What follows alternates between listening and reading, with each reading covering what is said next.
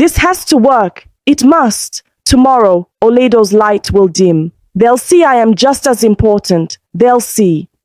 Finally, she had a hole deep enough. Taking a deep breath, Ugoma placed the red-wrapped jar into the ground. For a moment, she hesitated. In that tiny moment, doubt and remorse whispered to her, "This is wrong. What if you hurt her? She's your sister."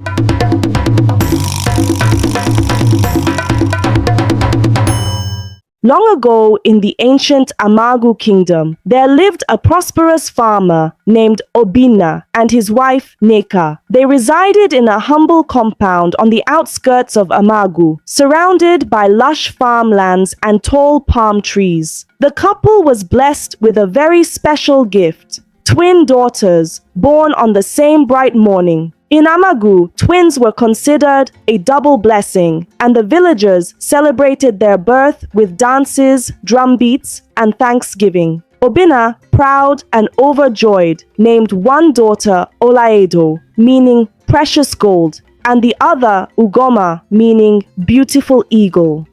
The names were prayers and hopes for their futures, that they would be as precious and as glorious as their namesakes.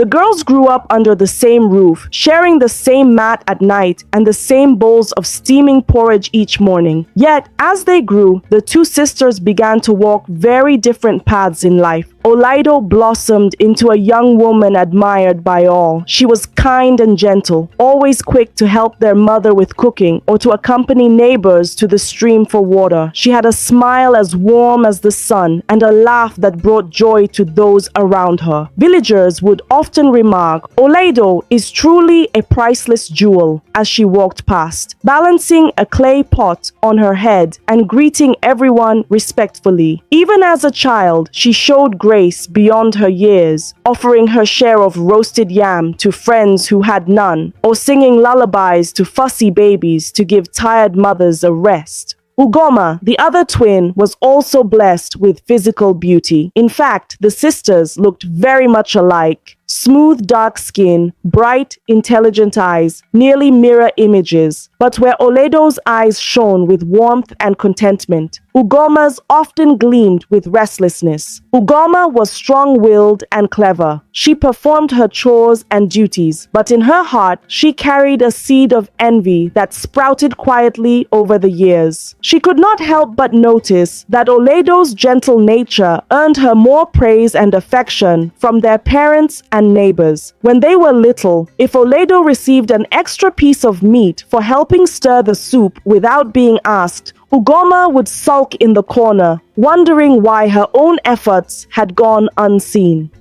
Their mother Neka tried to treat both girls equally, but she often had to caution Ugoma. If Ugoma snatched a toy from her sister out of jealousy, Neka would gently scold her. "My daughter, do not let jealousy enter your heart. You and your sister are each other's blessing. Twins do not compete, they complete each other." At those times, Ugoma would frown and kick the dirt, reluctantly returning whatever it was she had taken. Olaido, in her goodness, would forgive her sister in an instant, hugging her and continuing to play as if nothing had happened. As the sisters entered their teenage years, their differences became more pronounced. Olaido matured into a truly beautiful maiden, not just in looks, but in character. By the time they were 18, she was renowned in Amagu for her beauty and grace. She had a slender, elegant figure and a face that glowed with kindness. More importantly, she treated everyone with respect, whether it was the oldest elder or the smallest child tugging at her wrapper. When the village held a wrestling match or a moonlight dance, young men would secretly hope for a chance to talk to Olido or share a dance with her by the fireside. Ugoma, on the other hand, struggled to accept living in her sister's shadow. Though equally attractive in face and form, Ugoma felt that no one really saw her whenever Oledo was near. In the evenings, when villagers gathered around the big Iroko tree in the center of the village to tell stories, Oledo often sat by the grandmothers, listening attentively and asking thoughtful questions. The elders would nod approvingly and say, "You have a wise head on your young shoulders." If Ugoma tried to speak up with her own opinions, she felt she was heard with less enthusiasm. In truth, people respected Ugoma's intelligence and spirit too, but her resentment made her believe otherwise. One market day, the twins accompanied their mother to sell baskets of fresh tomatoes and peppers from their farm. The marketplace was buzzing with activity under the hot sun. Women in bright patterned wrappers called out their wares, and the aroma of roasting corn and fried bean cakes filled the air. Neka set up her stall and the girls helped arrange the produce. Many customers came by that morning, drawn by the quality of their vegetables. Olaedo's warm greeting of "Nu, welcome," and her polite manners charmed the buyers. One woman teased, "Neka, your daughter Olaedo could sell me my own calabash and I'd pay double just because she asks so sweetly." Ugoma forced a smile at the joke, but inside her heart tightened. She too was trying to sell, calling out, "Fresh tomatoes here." Yet it seemed everyone flocked to wherever Olaedo stood. When an old man approached, limping and carrying an empty basket, Olaedo quickly poured a handful of their ripest tomatoes into the man's basket free of charge. "For your evening soup, Papa, please take this," she said kindly. The old man blessed her, praising her parents for raising such a generous child. Ugoma watched this and bit her tongue. In her mind she thought, "If I give away tomatoes for free, my mother would scold me for wasting our produce."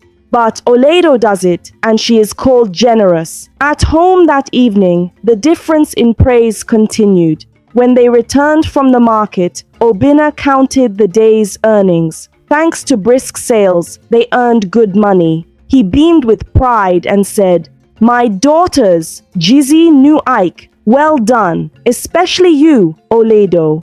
I heard how you drew customers with your kindness." He handed Oledo a small extra coin as a reward to buy herself a treat at the next market. Ugoma's face burned as she watched her sister accept the coin with gratitude, though Obinna also thanked Ugoma for her help. To Ugoma, it felt like she was always an afterthought, a shadow trailing behind Olaedo's shining light. She clenched her fingers tightly around the edge of her wrapper, holding back the bitter words forming in her mouth. That night, Ugoma could not sleep. The sisters shared the same small room, and in the moonlight filtering through the window, she could see Olaedo's serene face as she slept. Olaedo looked happy and content, even in dreams. Ugoma's mind churned with envy. Everyone thinks she's an angel, Ugoma thought. But what about me? Am I not also my parents' child? Why do they never praise me like they praise her? It's always Oledo this, Oledo that. She has taken all the love, all the admiration, everything. Lying there, Ugoma felt a hot anger rise in her chest. It scared her a little to feel that way toward her own twin, so she shut her eyes tight and tried to banish those thoughts. Eventually, she fell into a restless sleep.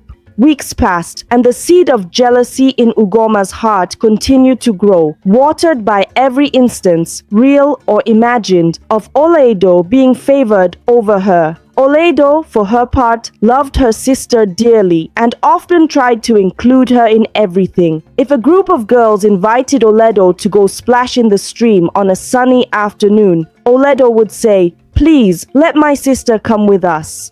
If she received a piece of jewelry as a gift, like a string of pretty beads from a visiting aunt, Oledo would share it. "Here, Ugoma, let's wear it on alternate days." Ugoma would accept these gestures outwardly, but inside she wondered if Oledo was doing it out of pity or just to flaunt her generosity. Ugoma's mind twisted every act of kindness from her sister into another reason to resent her. The more Oledo shone, the more Ugoma felt overshadowed and bitter. Despite the quiet tension growing between the twins, life went on peacefully in Amagu Kingdom. The villagers were mostly farmers, hunters, and traders, living in harmony under the rule of King Eze Amobi, a just and elderly king. Amagu was known for its fertile soil and abundant harvests. Every year, the New Yam Festival was celebrated with great fanfare to thank the gods for providing food. That year, as the festival approached, excitement filled the air. There were to be masquerade dances, drumming competitions, and a grand feast. As part of the festival, the king announced a friendly competition among the young women of the kingdom, a traditional dance showcase. The most graceful dancer would receive a special honor to lead the dance at the king's palace during the festival and wear a ceremonial coral bead necklace as a sign of royal favor. Both Oledo and Ugoma loved to dance, as did many girls their age. When news of the dance showcase reached their village, the twins found themselves drawn into the preparations. Each evening, a group of girls gathered in the village square to practice dance steps in anticipation of the contest. Under the light of torches and the moon, the drums would start. Boom, boom, taka taka, filling the warm night air with rhythm. The girls formed a circle, taking turns in the center to dance. Olaedo danced with natural grace, her arms flowing like water and her feet tapping perfectly in time with the drum beats. When she danced, it was as if the spirit of Ani, the earth goddess, and Igwe, the sky, moved with her. The villagers who watched would clap and cheer, and even the drummers would get carried away by Olaido's radiant energy. Ugoma was a skilled dancer too, and she stepped forward with determination. She executed the moves correctly and with strength. Some villagers applauded her as well, but she couldn't help noticing that the cheers for Olaido were louder. A sting of envy pricked her heart again. One of the older women, Auntie Ifeoma, who was overseeing the practice, commented, "Both of you dance so well. Oledo moves like a butterfly, so light on her feet. And Ugoma, you are strong and fierce like a young leopard." It was meant as praise for both, but Ugoma only heard the first part, the compliment to Oledo. The night of the showcase arrived as part of the festival. The king's courtyard was lit with oil lamps, and villagers from all over Amagu gathered to watch the performances. One by one, beautifully dressed maidens danced before the audience, their ankle bracelets jingling and skirts swaying. Obina and Neka were there too, cheering on their daughters. When it was Oledo's turn, she stepped into the circle wearing a simple white blouse and a patterned red and black George wrapper tied around her waist. She had a string of yellow beads in her hair and carried a small woven basket as a prop. As the drummers began, Olaedo danced with a captivating grace that drew gasps of delight from the crowd. She smiled as she moved, clearly enjoying every moment, and her joy was infectious. Even King Amobi stroked his gray beard and nodded in approval. Next, Ugoma took her turn. She had been watching her sister's performance with a mixture of admiration and burning envy. Determined to outshine Oledo, Ugoma put on an energetic display. She spun faster and stamped her feet harder than anyone before her.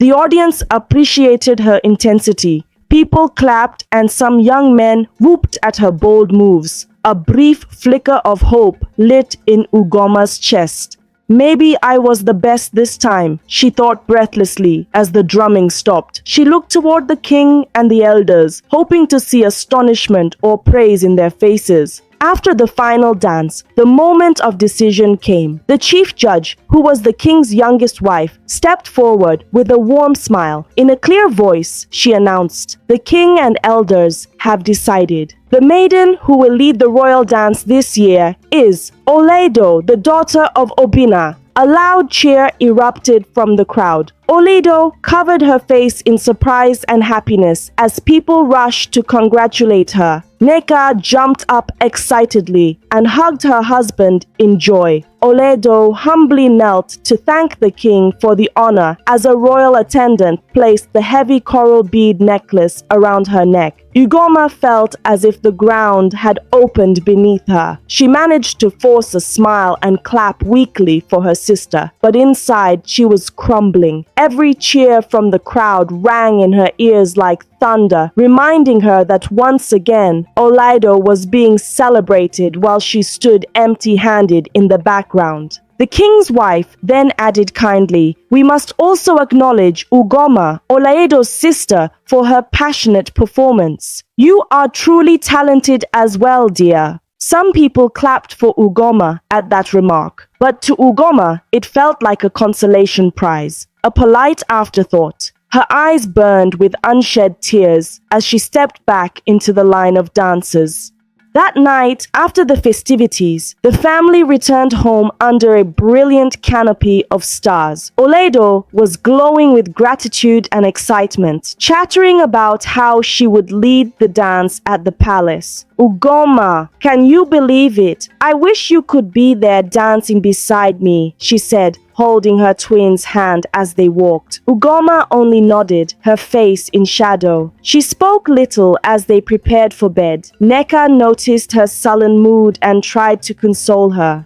"My dear, you danced so well. You made us proud too," she said, touching Ugoma's shoulder. Obina chimed in, "Yes, indeed. Not everyone can be first. Tonight was Olaido's time. Tomorrow might be yours. Be happy for your sister, as she would be for you." Oledo gave Ugoma an encouraging smile, adding, "I am proud of you, sister. Let's practice together more. You'll win the next honor, I'm sure of it." But Ugoma could no longer hold back the bitterness. She abruptly pulled her hand away and muttered, "You all think I should just live in her shadow forever." Her voice was low but tense. The rest of the family fell silent in surprise. Olaedo looked hurt and confused. Before anyone could respond, Ugoma slipped into the darkness of their room and lay down, turning her back to them. There was an awkward quiet. Eventually, Nneka guided Oledo away, whispering, "Give her time, my child. She will be all right." But in her heart, Nneka was worried. She had seen the look in Ugoma's eyes. It was not the look of a girl who was all right.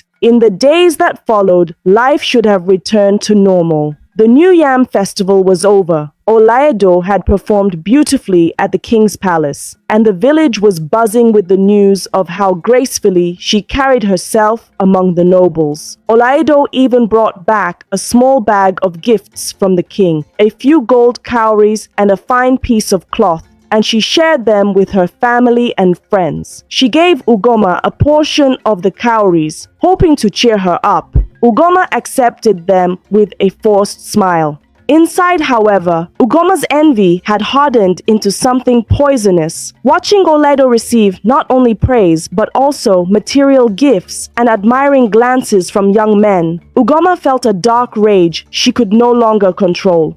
Each smile Olaedo gave, each story the villagers retold of Olaedo's grace was like a thorn pricking Ugoma's heart. She began to avoid her sister, finding excuses to work alone or to stay silent. Olaedo noticed the change and was saddened by it. One evening, as they peeled cassava together behind the house, Olaedo approached carefully. "Sister, have I done something to offend you?" she asked gently.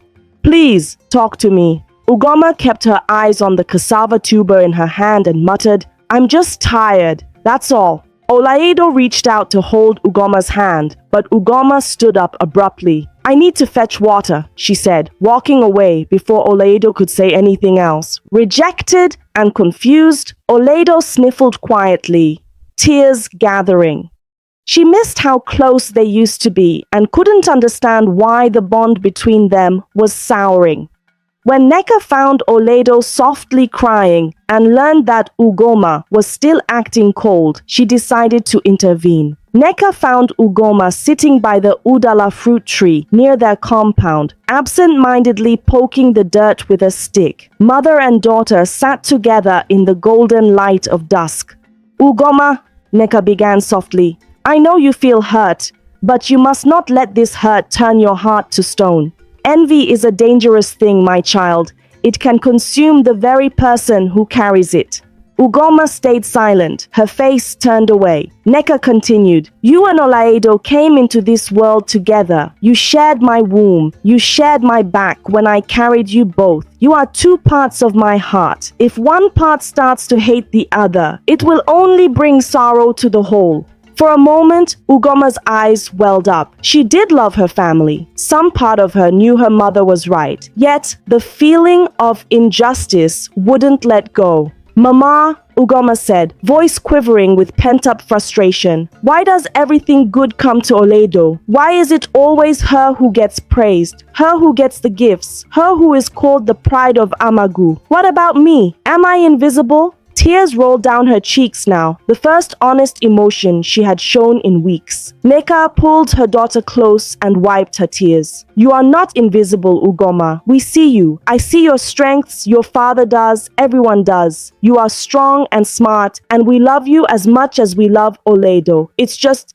you must learn that each person's path is different. Today might be someone's turn, tomorrow might be yours. If you carry bitterness in your heart, you might push away your own blessings without knowing. But as Neka spoke, Ugoma's tears dried and her expression hardened again. She gently pulled away from her mother's arms and stood up. I have heard enough, Mama. I need to start the evening fire, she said flatly, ending the conversation. Neka watched her walk away, feeling a chill of worry. A mother knows when something is very wrong, and at that moment, Neka feared that envy had dug too deep a root in Ugoma's soul. That night, Ugoma made up her mind. If luck would not come to her naturally, she would force it to. If her sister's brightness made her invisible, then she would find a way to snuff out that light. These thoughts were dangerous. And deep down, a small voice of conscience asked, What are you planning, Ugoma? This is your own twin, your blood. But she pushed the thought aside. She remembered whispers among the village women that there was a powerful Dibia, a native doctor, who lived in seclusion in the forest at the edge of the kingdom. People said he had potent medicines and could call upon spirits for both good and ill. Some said he communed with dark forces to place curses or to lift them. Ordinary folk feared to visit him unless absolutely necessary, but Ugoma's desperation had blinded her to fear. One misty morning, before the sun had fully risen, Ugoma slipped out of the house quietly. She told her mother she was going to visit their cousin in the next village and would return by nightfall. A harmless half-truth to cover her absence. In reality, Ugoma turned down a narrow footpath leading toward the dense forest beyond Amagu's farmlands. The air was thick with humidity, and the songs of morning birds echoed from the trees. Ugoma's heart pounded as she walked deeper into the woods. Every snap of a twig or rustle of leaves made her jump, but she pressed on, fueled by the single thought of undoing her sister's fortune. It took nearly 2 hours of trekking under the dark canopy of ancient trees for Ugoma to find the native doctor's abode. She followed vague directions recalled from overheard conversations. Strange carved figures hung from tree branches, and small earthen pots tied with red cloth sat on the ground at intervals, as if marking a path. At last, she reached a clearing where a small hut stood, made of mud and bamboo with a thatched roof. The skull of a ram hung above the doorway, and the smell of burning herbs wafted through the air. A low chanting sound came from inside, mixing with the chirping of insects. Gathering her courage, Ugoma called out softly, Dibia, Odi Madunulo, is anyone home? Her voice came out thinner than she intended. The chanting stopped abruptly. For a moment, only the forest sounds continued, and Ugoma wondered if she should turn back. Then the hut's raffia door curtain was swept aside. A tall, gaunt man emerged, wearing a wraparound cloth marked with mystical symbols drawn in white chalk. His face bore horizontal lines of white clay across his forehead and cheeks, giving him an eerie, otherworldly appearance. He leaned on a staff carved with the likeness of a coiled serpent. His eyes, though sunk deep, were sharp as he regarded his visitor. "I know you," the native doctor said in a surprisingly deep, steady voice. "You are one of the twins from Amagu village." Ugoma was startled. Yes," she stammered, bowing her head respectfully. "Great Dibia, my name is Ugoma, daughter of Obina. I seek your help." The man tilted his head. Though his expression was stern, there was a glint of curiosity in his eyes. "I am Dibia Okaka," he introduced himself. "What does a young woman of Amagu seek in my lonely forest abode? Speak, child, the spirits are listening." Ugoma's heart raced. This was it. She could hardly believe she was doing this, but she thought of Oleido's glowing face and everyone's praises ringing in her ears, and her resolve hardened. "Please, wise one," Ugoma said quietly. "It's about my sister, my twin sister, Oleido." At the mention of the name, the Dibia's eyebrows twitched as if in recognition. Perhaps he had heard of the girl who danced at the king's feast. Ugoma continued, choosing her words carefully. "Oleido has been very fortunate. Everything goes well for her. Everyone loves her. But I have nothing. I live in her shadow and it feels like a curse. I want you to help me stop her light from blinding my life. I want whatever it is that makes her shine so brightly to go away." She could not bring herself to say the harshest words plainly, that she wanted her sister ruined, but she hoped the Dibia understood. Dibia Okaka was silent for a long moment. He closed his eyes and seemed to sniff the air, or perhaps commune with an unseen spirit. When he opened them again, he pointed his staff at Ugoma. "You seek to darken a light that was not kindled by you," he said in a grave tone. "Are you sure this is what you want? Such a request carries a heavy burden." Ugoma felt a wave of nausea born of fear and guilt, but she forced herself to nod. "I have thought about it, wise one, I am sure." Okaka turned and beckoned her to follow him into the hut. Inside, the space was dim and thick with smoke from incense. Dried herbs hung from the ceiling, and one corner was dominated by a small carved figure of a horned deity sitting amidst cowries and kola nuts, likely a shrine to a powerful spirit. The earthen floor was painted with a large circle and strange symbols around it. Okaka motioned for Ugoma to sit on a wooden stool. He himself sank cross-legged onto a raffia mat and began to hum under his breath as he threw a few crushed herbs into the small fire pit in the center of the hut. The fire flared green for a second, releasing a pungent odor that made Ugoma's head swim. After this ritualistic preparation, the Dibia looked at Ugoma intensely. To take away someone's fortune, their beauty, their grace, their luck, is no small matter, he said slowly. Especially if that someone is of your own blood. The gods do not smile on those who harm their own kin. Ugoma swallowed hard. She had heard such warnings all her life, but in this moment, her jealousy spoke louder than her fear of the gods. "The gods have done nothing for me," she replied bitterly. "If they were fair, why did they give everything to Oleido and leave me in darkness? If they won't equalize it, I will do it myself." Her voice shook, revealing the depth of her anguish. Okaka studied her. Perhaps there was a hint of sadness or disapproval in his eyes, but he did not refuse her outright. Whether he was moved by pity, greed, or neutrality to her plea, he began to proceed. Very well. You should know there is always a price to pay for such deeds, he warned. I cannot say what that price will be. Only the spirits decide. Are you prepared to pay it? I am, Ugoma said with finality, thinking of nothing but robbing Olaido of her joy. The Dibia nodded slowly. He stood and walked to a clay pot on a shelf, retrieving a small wooden doll figurine about the length of a hand. He then pulled out a bundle of what looked like human hair tied together, a few feathers, and a small vial of reddish oil. Handing the doll to Ugoma, he said, "This is a representation of the one you wish to affect. To make the link strong, I need something that belongs to her, something personal."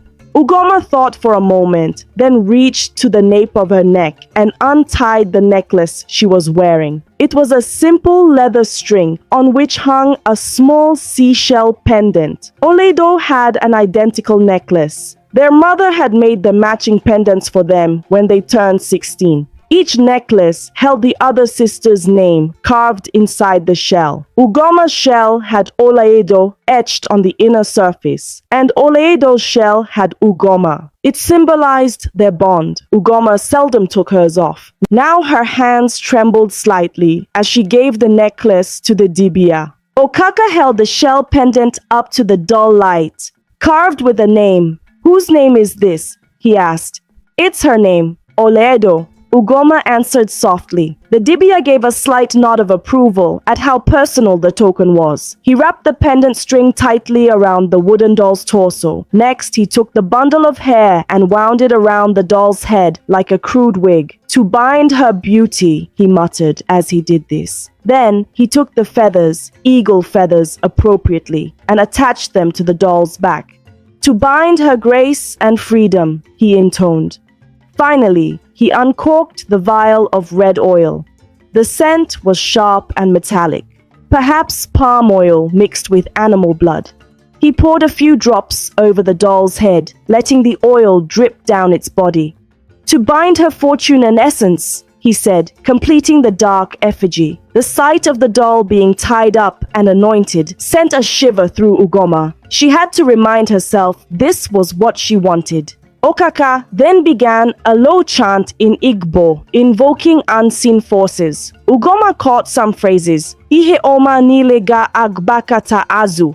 All good things shall turn backwards. "Nwanyi oma nke na enwu, anyị na ekpuchi ya nochichiri." The good woman who shines, we cover her in darkness. Anyo anduya, mika ogara imezi. Drain her life so she will not prosper. The hut's air felt heavy and hot. Ugoma's hands were clammy as she watched the Dibia wave his staff over the doll, now symbolically representing Olaido. After several minutes, the chant reached a climax. Okaka then took the doll and carefully placed it inside a small earthen jar. He sealed the jar with a clay lid on which he drew a symbol that looked like an eye with 2 slashes through it. He then took a red cloth and tied it firmly around the sealed jar. The ceremony was complete. The forest seemed to hold its breath as Dibia Okaka straightened up.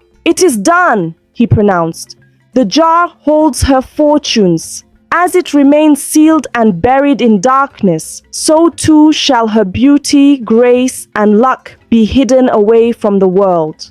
He handed the jar to Ugoma, along with a small hole that leaned against the hut wall. "You must bury this in the ground near her dwelling, where she is sure to pass over it daily. That will ensure the curse anchors to her life. Bury it deep where no prying eyes will see." Ugoma accepted the jar with a bow of her head. Her mouth was dry, but she managed to ask, "And how long until I see it take effect?"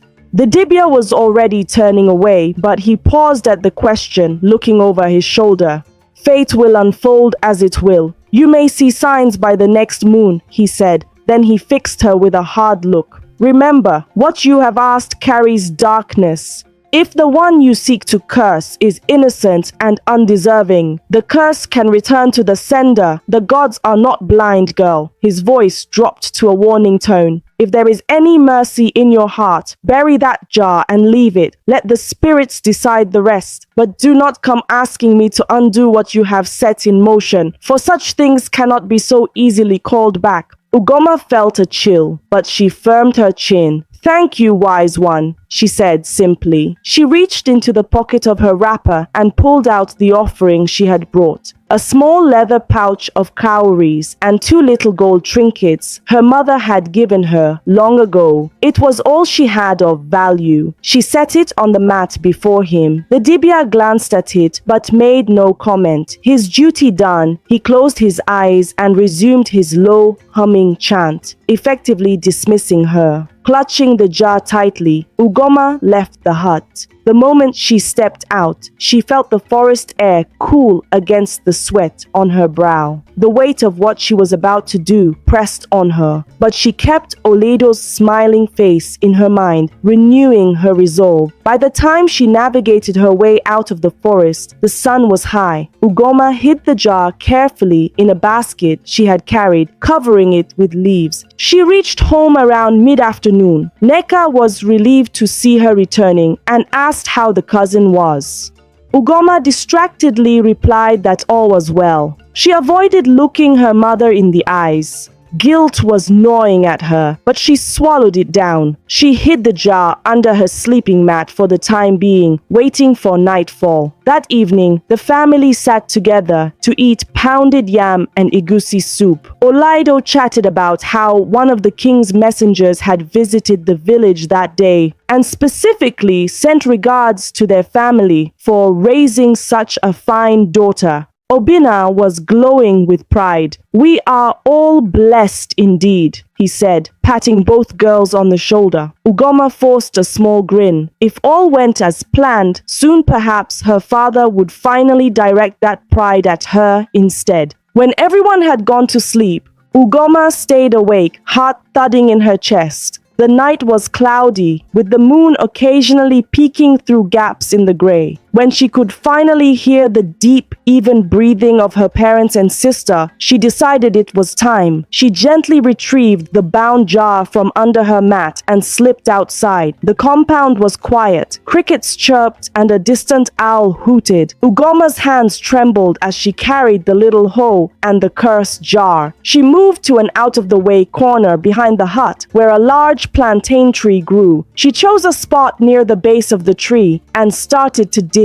The earth was thankfully soft from recent rains. With each scoop of soil, her mind raced. This has to work. It must. Tomorrow, Oledo's light will dim. They'll see I am just as important. They'll see.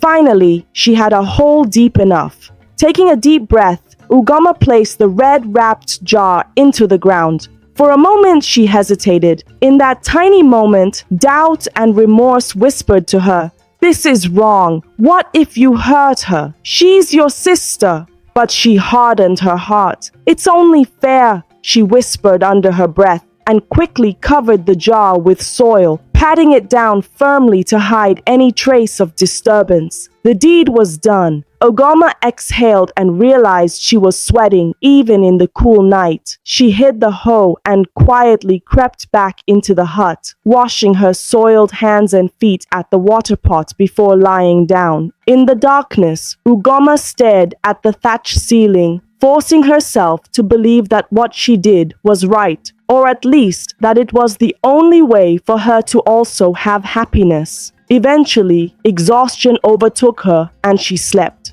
Morning light filtered through the cracks in the walls as roosters crowed to announce the new day. Ugoma woke up feeling anxious, but strangely hopeful. Today would be the day, she thought. She expected to see some sign of Oledo's fortune turning sour. Perhaps her beautiful sister would wake up with puffy eyes or strange blemishes on her face. Perhaps Oledo would suddenly fall ill or become inexplicably clumsy and embarrass herself or lose something precious. However, as the family gathered for the morning meal, Oledo seemed perfectly fine. More than fine. She was humming cheerfully as she helped their mother dish out the corn porridge. She greeted Ugoma with a smile as always, offering her a wooden bowl. Ugoma searched her sister's face and demeanor for any hint of change. Nothing obvious. Olaido's skin was as clear and radiant as ever, her eyes bright, her movements as graceful as yesterday. Ugoma tried not to show her disappointment and confusion. Perhaps it takes time, she consoled herself.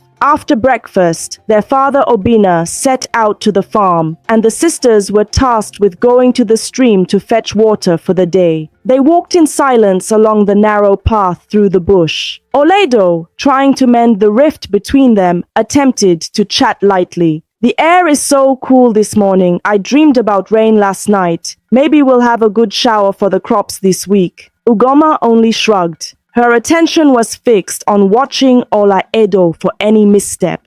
When they reached the stream, several other women and girls were already there, filling their pots and gossiping happily. As usual, Olaido's presence drew warm greetings. "Olaido, good morning. How is your family?" called one woman. "Come, stand here. The water is clearest at this spot," offered a younger girl, making space by the bank for Olaido. Olaido thanked them kindly and stepped in to fill her pot. Ugoma deliberately went a few yards downstream to fill hers alone, muttering under her breath. Every friendly gesture toward Olaido felt like salt on her wound. As Ugoma balanced her filled pot on her head, she noticed a familiar figure approaching along the path. It was Chibuzo, a young man from a neighboring village who sometimes helped his uncle in Amagu. Chibuzo was tall, with a friendly smile that revealed a gap between his front teeth. Ugoma had secretly admired him and harbored hope that he might notice her one day. She straightened her back and adjusted her wrapper, trying to appear composed and pleasant. When Chibuzo reached them, he waved. "Good morning, Olaido." "Good morning, Ugoma," he called. Then he noticed the large pot Olaido was hefting and quickly offered, "Olaido, let me help you with that back to your house. I'm headed that way." He smiled kindly.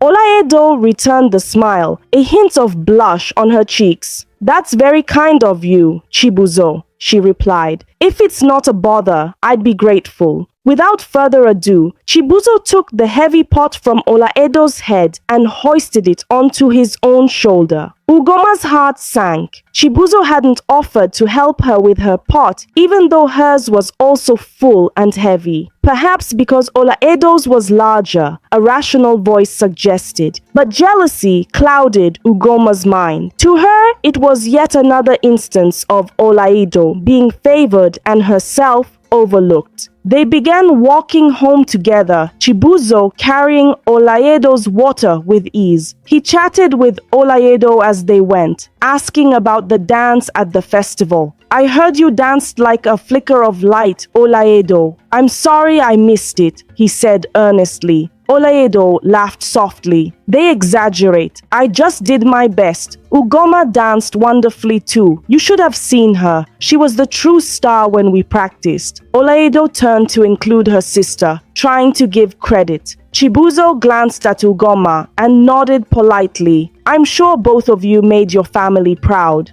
That was all he said before returning his attention to Olaido, inquiring about her family's farm and other everyday things. Each word they exchanged felt to Ugoma like she was walking with two people in a world she wasn't part of. By the time they reached home, her stomach was knotted with frustration.